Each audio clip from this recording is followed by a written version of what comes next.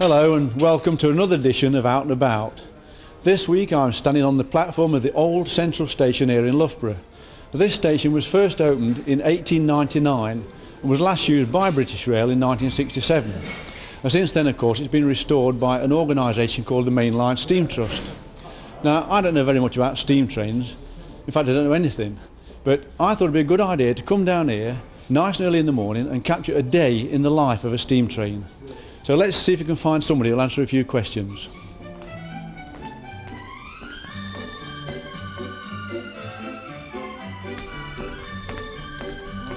Morning, excuse me, we're making a video about a day in the life of a steam train. Do you think you could help us at all, answer a few questions? No, not me, mate. The bloke you want's Bob Stevens. Bob Stevens? Who the hell's Bob Stevens? Oh, Bob Stevens is in the signal box. In the signal down box? by the engine shed. That's the one down there? That's the one, yeah. Okay, well, thank you very much. Okay then. Bye. Cheers.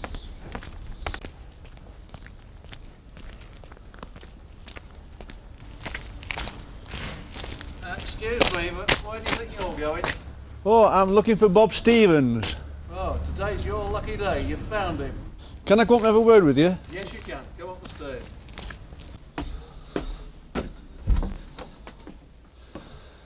Hello. Morning. My name's George Arm from Nottingham Cine and Video Makers. We're making a video movie and we wondered if you could help us answer a few questions. Could certainly try, yes. Well, we want to do a day in the life of a steam train. Day in the life of a steam train. Well, I think logically it suggests that we look at the steam locomotive itself and how it's prepared. And there is one at the moment which we're running today's trains, being lit up outside the shed at the moment. Brilliant.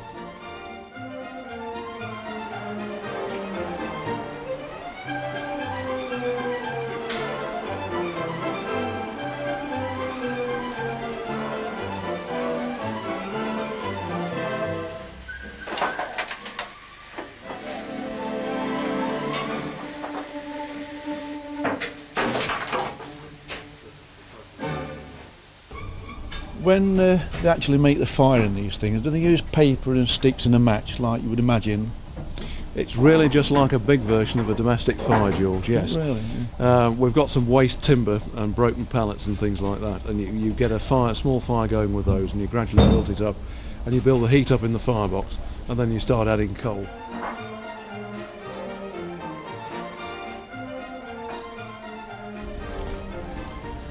So this is the water tank that they fill the engines with, is it? Yep, this is the water tower. This is where the locos come and fill their water tanks.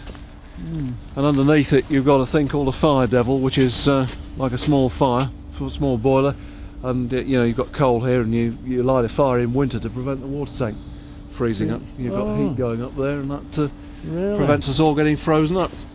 Right, I never knew that. How much water does the actual steam train hold? Well, the tender of the locomotive Colliper has got about 5,000 gallons in it. 5,000 gallons. And how far can it travel on one filling? On one filling, well, on one filling here, I mean, you can go up and down the line sort of several times on one filling. But when it was running on its mainline steaming days, when the British Railways actually ran them, it would run, say, between here and Wellingborough before it would need to refill with any further water.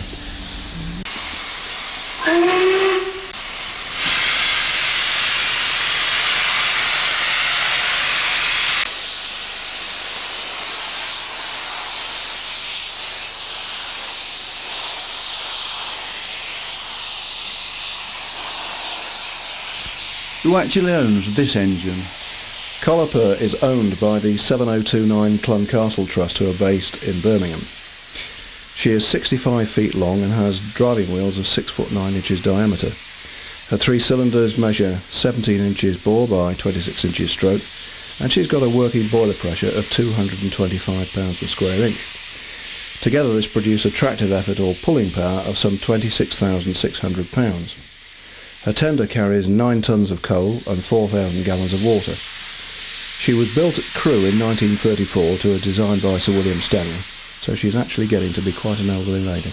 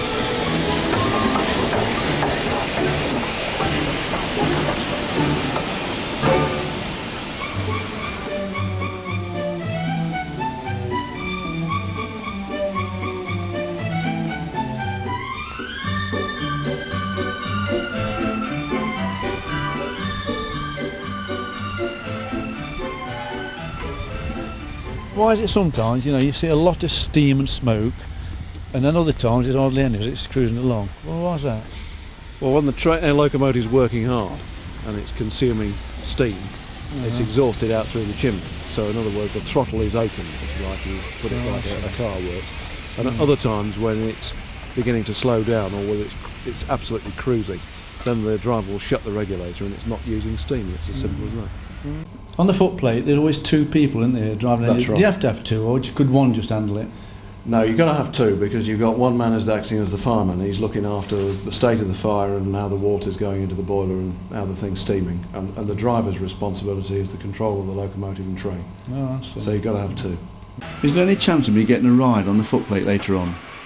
Yeah, I should think so, George. We can arrange a footplate pass for you, no problem. Fantastic.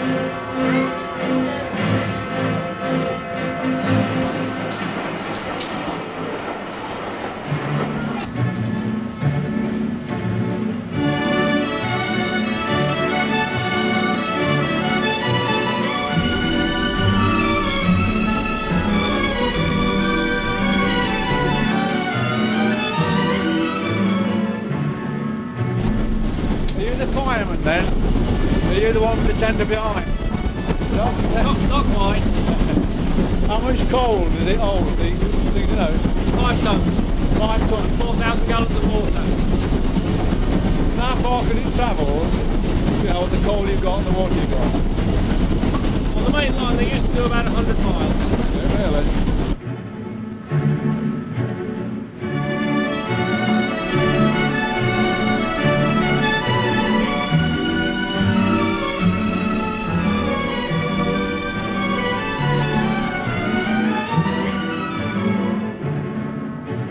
How often do you have to do that? When it needs it. Oh, you know, with the pressure and that, do you? Yeah, you've got to watch the pressure, the smoke coming out of the chimney, and also you've got to watch out also for the fire burning right through, so you've got bare bars.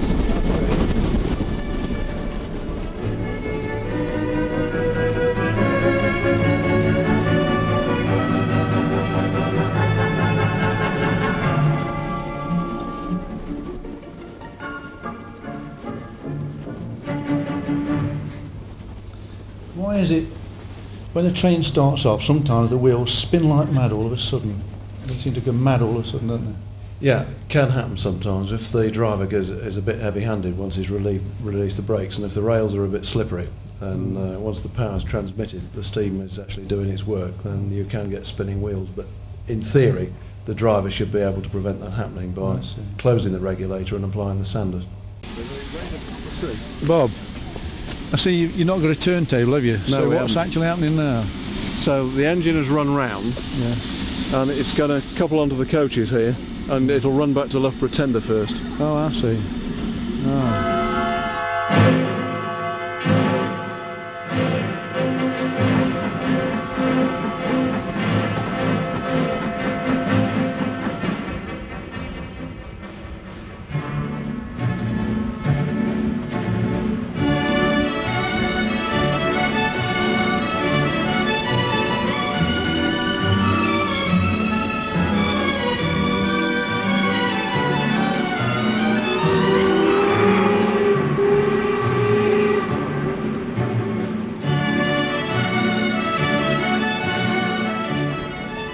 What happens, Bob, to the engine at the end of the day? Well, when we've finished operating for the day, she is taken back to the shed, and the fire underneath the firebox is dropped into the ash pan, and all the ashes then are raked out by the fireman who goes into the pit underneath the engine. The smoke box at the front of the boiler is emptied of all the ash and the unburnt coal particles, and then the engine is left to gradually cool down. This is very important because the firebox must cool down at an even rate.